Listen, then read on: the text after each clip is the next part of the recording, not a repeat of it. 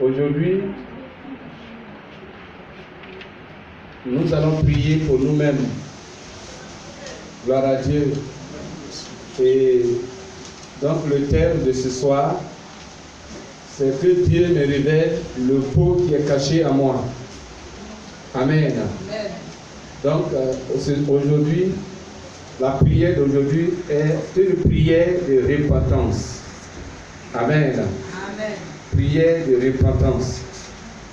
En ce moment, ce que tu peux faire, comme prière pour toi, c'est de te repentir, afin que tu puisses profiter de la grâce de Dieu qui est la protection, sa couverture, et qui soit ton bouclier, qui soit ton libérateur, ton sauveur, qui soit une lumière de feu autour de ta vie. Gloire à Dieu. C'est pourquoi nous allons prendre Ézéchiel chapitre 5, le verset 5 à 17. Ainsi parle le Seigneur l'Éternel, c'est là cette Jérusalem que j'avais placée au milieu des nations et des pays d'alentour. Elle a violé mes lois et mes ordonnances, et elle s'est rendue plus coupable que les nations et les pays d'alentour, car elle a méprisé mes lois, dit l'Éternel. Elle n'a pas suivi mes ordonnances. C'est pourquoi ainsi parle le Seigneur l'Éternel, parce que vous avez été plus rebelles que les nations qui vous entourent, parce que vous n'avez point suivi les ordonnances et pratiqué mes lois, et que vous n'avez pas agi selon les lois des nations. Vous n'avez pas agi selon les nations, selon les lois des nations qui vous entourent. À cause de cela, ainsi parle le Seigneur l'Éternel, voici j'en veux à toi, Jérusalem, et je t'exécuterai au milieu de toi mes jugements sous les yeux des nations. À cause de toutes les abominations, je te ferai ce que je n'ai jamais encore fait, ce que je ne ferai jamais. C'est pourquoi des pères mangeront leurs enfants au milieu de toi, et les enfants mangeront leurs pères.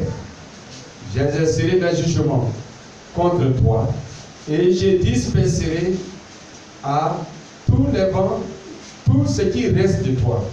Verset 11, c'est pourquoi je suis vivant, dit l'Éternel, parce que tu as sué mon sanctuaire par toutes tes idoles, toutes tes abominations. Moi aussi, j'ai retiré mon œil, et mon œil sera sans pitié. Moi aussi, je n'aurai point de miséricorde. Un tiers de tes habitants mourra de la peste et sera consumé par la famine au milieu de toi. Un tiers tombera par l'épée autour de toi, et j'en disperserai un tiers à tous les vents, et je tirerai l'épée derrière eux. Verset 13, j'assouvirirai aussi ma colère, je ferai reposer ma fureur sur eux, je me donnerai satisfaction, et ils sauront que moi, l'Éternel, j'ai parlé dans ma colère en répandant sur eux ma fureur. Verset 14, je ferai de toi un désert, un sujet d'opprobre parmi les nations qui t'entourent, aux yeux de tous les passants. Verset 15, tu seras un sujet de honte, d'opprobre et de honte, un exemple et un objet d'effroi pour les nations qui t'entourent, quand je t'exécuterai contre toi mes jugements, avec colère, avec fureur, par des châtiments rigoureux. C'est moi l'Éternel qui parle. Le verset 16. Quand je lancerai sur eux les flèches pernicieuses de la famille qui donnent la mort, et quand j'enverrai pour vous détruire, car j'ajouterai la famine à vos maux. Je briserai pour vous le bâton du pain. Amen. Gloire à Dieu. Vous voyez, soyez bénis. Le texte que nous venons de lire parle de la manifestation de la colère de Dieu. Gloire à Dieu. Malgré que Israël, Jérusalem était la ville de l'Éternel, mais Dieu dit, à cause de ce que, alors cette ville a péché, cette ville a commis des abominations, lui l'Éternel, il va lever son épée contre Jérusalem, contre Israël. Alléluia. Donc vous voyez ici, Dieu, il juge même le peuple qu'il aime. Il frappe le peuple qu'il aime. Il frappe celui qu'il aime s'il vit dans le péché. Alléluia. Il dit, Jérusalem, à cause de tes abominations, tu ne m'as pas écouté. C'est que je n'aime pas ce que tu as fait. Et même les nations qui sont autour de toi n'ont pas fait comme toi. Toi que j'ai aimé, c'est toi-même qui as désobéi à ma parole. Alléluia. Amen. Voilà. Vous voyez ce que Dieu dit ici, c'est la réalité pour cette nation. Gloire à Dieu. Amen. Nous disons que cette nation est une nation de Dieu. Côte d'Ivoire, pays de Dieu, n'est-ce pas? Amen. Mais est-ce qu'à la vie de Dieu en Côte d'Ivoire, c'est toutes sortes d'abominations qui sont réunies ici, toutes sortes d'idolâtries, des perversions, d'immoralité, de méchanceté. Gloire à Dieu. Amen. Donc vous voyez, Dieu se lève pour frapper un peuple, pour frapper une personne, rien qu'à cause du péché. Gloire à Dieu. Amen. Et ici, Dieu dit, alors il va lever son épée, il va frapper, et dit, il va les disperser. Gloire à Dieu. Amen. Il va les disperser. Donc, vous voyez, il va frapper par la famine. Il dit, mes châtiments rigoureux. Amen. Amen. Il dit, mes jugements avec colère, avec fureur, et par des châtiments rigoureux. Il dit, c'est moi, l'Éternel, qui parle. Gloire à Dieu. Amen. Vous voyez, donc, c'est ce qui est aujourd'hui dans cette nation et particulièrement dans l'Église. Amen. Amen. Parce que dans 1 Pierre 4, verset 17, Dieu dit le jugement d'une nation, la colère de Dieu dans une nation commence par l'Église, qui est la maison de Dieu. Gloire à Dieu. Amen. Qui est la maison de Dieu. Pourquoi? Parce que c'est l'Église qui est la colonne de la vérité. Et si l'Église, qui devait jouer son rôle de vérité, de vie de Dieu, si l'Église elle-même est dans l'abomination avec toute la nation, vous voyez combien de fois la colère de Dieu s'enflamme. C'est pourquoi l'Église doit vite se repentir. Gloire à Dieu. Amen. Si l'Église se repent, et si l'Église a sa place de justice, de vérité, alors la prière de l'Église peut sauver plusieurs dans la nation. Gloire à Dieu. Amen. Acclamons le Seigneur. Mais si l'Église même qui devait implorer la grâce de Dieu, la miséricorde de Dieu pour tout le peuple, si l'Église elle-même là, elle marche en ennemi de la croix de Christ, alors c'est la désolation. C'est pourquoi nous allons nous repentir. Et une repentance sincère. Gloire à Dieu. Amen. Il faut dire repentance sincère. Repentance sincère. Il y a nos repentances traditionnelles. C'est-à-dire habituellement, avec les petits péchés, on s'amuse. On pêche là, et puis après, on est dans le péché, et on veut dire à Dieu, pardonne-moi, et puis on pleure, on verse les larmes, tout ça, et puis après on reprend.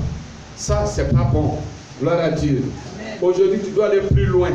Amen. Amen. C'est pourquoi nous allons voir pourquoi la repentance. Alléluia. Tu dois te repentir. En grand 1, pourquoi la repentance? Tu dois te repentir parce que le jugement de Dieu est en cours d'accomplissement contre ta vie. Amen. Contre ta vie. C'est spirituel. Tu ne vois pas, mais c'est réel. Ça est là. L'épée de l'Éternel est sur ta tête. Elle est là, devant toi. Mais tu ne vois pas cela. Mais Dieu te dit que son épée est là. Ne sois pas frappé avant de regretter et de prendre conscience. Sinon, c'est ton âme qui va regretter et en ce moment, tu serais déjà en affaire. C'est pourquoi là, Dieu dit, son jugement va commencer dans l'église. Pourquoi? Parce que c'est à l'église. Il a confié de connaître la vérité. C'est à l'église a confié de connaître la justice. C'est à l'église a confié de connaître l'amour. Alléluia. Amen. Donc, toi à qui on a confié, alors on veut de toi beaucoup de comptes à rendre. Alléluia. Ça dit, si on te confie beaucoup, on attend beaucoup de toi en retour. Gloire à Dieu. C'est pourquoi Dieu alors attend beaucoup de toi dans cette nation. Il veut te voir, te repentir. Alléluia. Amen. Donc tu dois te repentir afin que tu sois épargné de l'épée de l'Éternel. Amen. Si toi-même tu t'aimes, tu dois te repentir. Est-ce que vous vous aimez? Est-ce que toi-même tu t'aimes? Amen. Ah, il faut fuir la mort, il faut fuir la colère de Dieu en te repentant. Il n'y a pas un autre moyen, il faut te repentir. Gloire à Dieu. Amen. Et nous allons voir comment parvenir à la repentance. Amen. Amen. Comment parvenir à la repentance. Ce n'est pas le message de dimanche, hein, s'il vous plaît. Ça, c'est le message de dimanche. Ce que vous avez à mettre. Mais ce message que je prêche maintenant, c'est le message de ce soir. Gloire à Dieu. Amen. Voilà. Comment parvenir à la repentance. Pour parvenir à la repentance, il y a deux choses. Et cela est important. Souvent, on se répand, et puis on voit que ça ne marche pas. Pourquoi quand on finit de demander pardon à Dieu, et qu'on est convaincu que Dieu nous a pardonné, mais pourquoi on ne demeure pas dans la vie de la repentance? Pourquoi on va encore pécher? Parce qu'on saute les étapes. Il y a ce qu'on devait faire dorénavant avant d'aller à la repentance, on ne le fait pas. Mais on va directement à la repentance. Gloire à Dieu.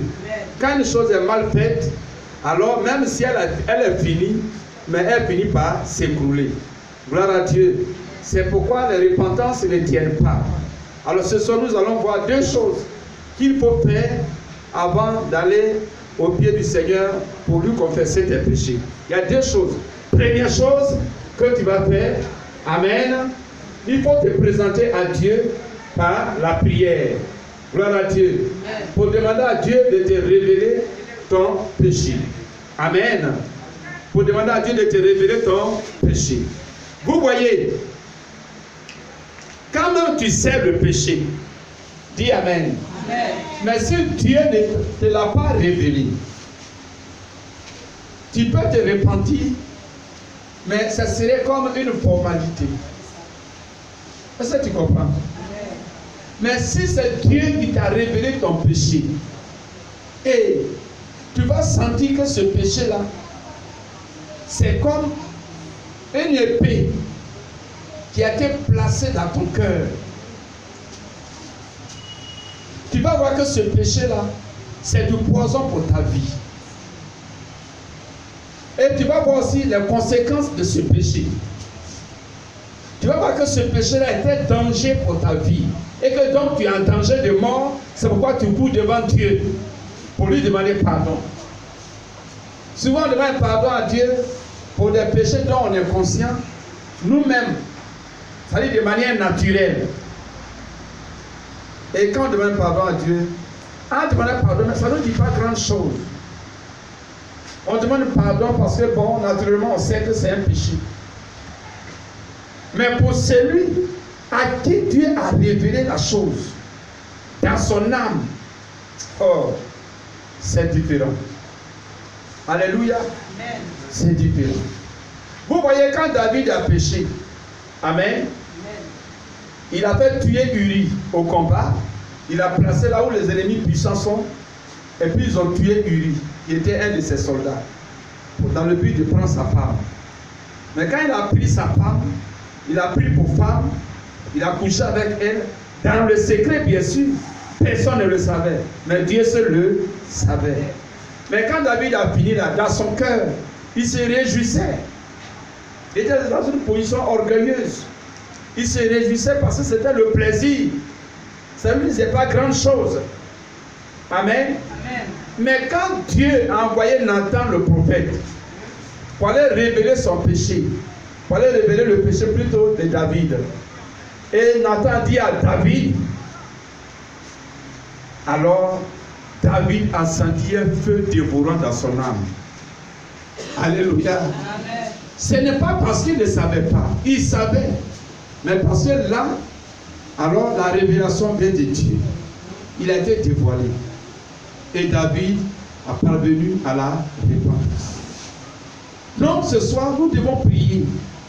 Demander à Dieu, révèle-moi le faux, la méchanceté, l'idolâtrie, l'iniquité, le mal qui est dans ma vie, qui est caché en moi. Seigneur, révèle-moi. Alléluia. Amen. Si Dieu ne t'a pas révélé ton péché là, même si tu le sais, il ne te dit rien. D'autres me disent que mais ça fait quoi? Pourquoi on dit ça fait quoi? Parce que c'est la vie de plusieurs. Donc voyant les autres qui sont dans ce péché et qui sont à l'aise, qui grossissent, qui sont bien potelés, qui brillent, même qui prospèrent. Donc quand nous aussi on fait, on se dit que mais ça fait quoi? Alléluia. Amen. Voilà. Mais il faut que Dieu te révèle. Amen. Amen. Il faut que Dieu te révèle. Maintenant c'est mieux. Il y a d'autres, leurs péchés leur sont révélés dans leur gravité. Quand ils sont devant la mort, soit dans la maladie, c'est là qu'ils voient que la vie que j'ai menée là, c'est pas bon. Et ils commencent à se confier à quelqu'un. Mais il ne faut pas attendre d'être devant le malheur. Alléluia. C'est maintenant le temps est favorable. Demande à Dieu ce soir, nous allons prier. Tu vas fléchir les genoux pour dire à Dieu, révèle-moi. Alléluia. Révèle-moi mon péché et ses conséquences. Si Dieu ne t'a pas révélé un péché, et même si tu es conscient du péché, mais ses conséquences ne te disent rien. Alléluia. Amen. Tu ne vois pas le danger. Amen. Amen. Tu ne vois pas les conséquences de ce péché. Tu ne vois pas qu'en vivant dans ce péché, tu ne vois pas que la mort t'attend. Tu ne vois pas les conséquences. Tu ne vois pas la destruction qui est dedans. Gloire à Dieu. C'est pourquoi ce soir nous allons prier. Alléluia. Amen. Et que ce soit Dieu lui-même qui te révèle. D'autres même sont dans leur péché et ils trouvent que c'est la voie normale. Parce que la Bible dit dans Proverbe 16, verset 25, que l'homme se trouve droit et plutôt juste dans son chemin, dans ses voies. Et l'homme trouve que ses voies sont droites. Amen. C'est pourquoi les hommes n'aiment pas les reproches. Même quand on leur dit que ce que tu fais n'est pas bon, ils ne reconnaissent pas. Parce que les voies de l'homme, à ses yeux, à ses propres yeux, sont droites. Alléluia. Amen. Mais c'est Dieu qui connaît nos voies tordues. Alléluia. Amen. Donc ce soir, tu vas prier pour demander à Dieu de te révéler. Gloire à Dieu. De te révéler comme il a fait pour Samuel. Tu vas te présenter devant Dieu. Répands ton cœur avec humilité. Pour lui dire, Seigneur, révèle-moi le faux qui est caché en moi. Révèle-moi la méchanceté qui est dans ma vie, afin que je puisse me repentir sincèrement. Gloire à Dieu. Amen. Amen. Amen. Acclamons le Seigneur. Deuxième chose, c'est se juger soi-même. Amen. Amen. Lorsque donc Dieu va révéler tes péchés ce soir, va te révéler tes péchés, il faut que toi-même tu te juges. Gloire à Dieu. Amen. Il faut que toi-même tu te juges. L'auto-jugement. Amen. Amen. Est important pour arriver à la repentance. C'est-à-dire toi-même, si, selon que ce que Dieu va te révéler, si tu ne peux pas t'endurcir et que tu vas reconnaître que oui, ce que Dieu est en train de me dire, c'est la vérité. mais je ne savais pas. Alléluia. Amen. Et que je sais que j'ai été mauvais, j'ai été méchant, j'ai été cruel, alors tu pourras y arriver à la repentance. La Bible dit dans 1 Corinthiens 11, le verset 31, que celui qui se juge lui-même ne sera pas jugé. Amen. Amen. Amen. Amen. Donc si toi-même tu te juges, aujourd'hui, alors le jugement de Dieu ne te frappera pas. Donc il faut avoir le courage de se juger toi-même. 1 Corinthiens 11, verset 31. Amen. Amen. Donc, si tu reconnais tes fautes et reconnais ses conséquences, il faut te juger. Il faut entrer en toi-même. Comme le fils prodigue dans Luc 15. Le fils prodigue. La Bible dit il est parti, il a pris la part de son héritage, il est parti très loin, éloigné de son père. Amen. Et là-bas, il a gaspillé tout son héritage. Et la Bible dit qu'il s'est retrouvé en difficulté. Amen. Amen. Et il était esclave de quelqu'un. Il était malheureux là-bas. Mais la Bible dit qu'il est entré en lui-même. Il s'est jugé lui-même. Pour dire, tiens, mais la vie que je mène là, est-ce que c'est normal? Est-ce que ici, est-ce que c'est ma place? Alléluia. Amen. Mon père, lui, il a des ouvriers, des serviteurs. Moi, je suis son fils. Et puis c'est moi ici, je suis esclave de quelqu'un. Est-ce que c'est normal? Alors la Bible dit qu'il est entré en lui-même dans Luc 15, à partir du verset 11 jusqu'au verset 24. Il est entré en lui-même et il est revenu à la maison. Gloire à Dieu. Ça veut dire que lui-même il s'est jugé. Donc il faut que tu te juges. Si toi-même tu vois que tu te reproches rien ce soir, ne prie pas. Amen. Il y a des gens qui sont tellement orgueilleux. Même si tu es à révéler, tu dis, ça là, ça fait quoi? D'ailleurs, je ne suis pas prêt à changer. Mais si tu n'es pas prêt à changer, la Bible dit le salaire du péché, c'est la mort. Tu auras ton salaire. Amen. Tu auras ton salaire. Et c'est ton âme qui va regretter. Gloire à Dieu. Amen. 2020, c'est une année de jugement. Année de colère de l'Éternel. C'est le moment. Gloire à Dieu. Amen. Que le Seigneur vous bénisse. Amen. Donc, missionnaire, le temps est encore favorable pour te repentir sincèrement, afin d'échapper à la colère de Dieu qui est en cours d'accomplissement. Afin d'échapper à la colère de Dieu. Que le Seigneur vous bénisse. Amen. On se tient debout.